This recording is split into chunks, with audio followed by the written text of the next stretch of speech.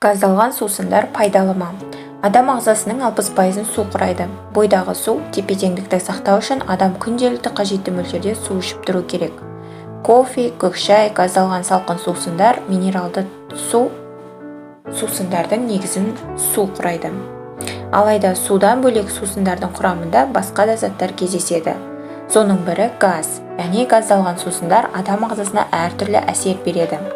Бірінші, артық салмақ пен диабет. Әр газдалған сусында қант пен қышқылдар кездеседі. Бұл элементтер асқазанға қатты әсер етеді. Газдалған сусын ішкен адамның тәбеті қашады, әрі олар шөлдік қандырмайды. Ал тәтті қышқылды элементтер асқазанға түскен бойда майға айналып, артық салмақтың қосылуы мен қант диабеті ауруының пайда болуына ықпал етеді. Қант диабетімен ауыратын жандар газдалған сусын орнына минералды су пайдаланғаны жөн. Тіс кариесі. Газдалған сусындар тіс түсінің қараюы мен кариес түсуіне жол береді. Сусын құрамындағы қышқылды элементтер тіс эмалін әлсір етеді, сондай-ақ тіс ауруларының тууына әсер етеді.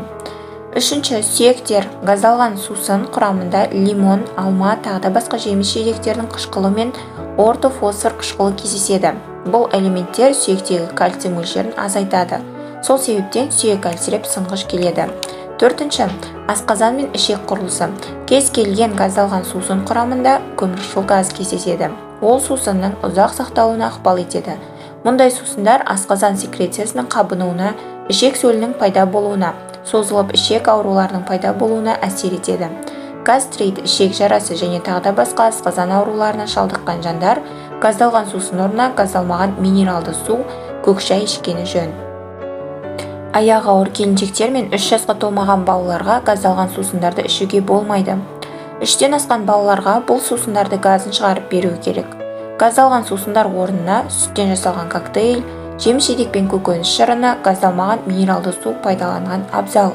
Жеміс-жидек пен көкөністер шырын құрамында әртүрлі дәрумендер мен микроэлементтермен кездеседі.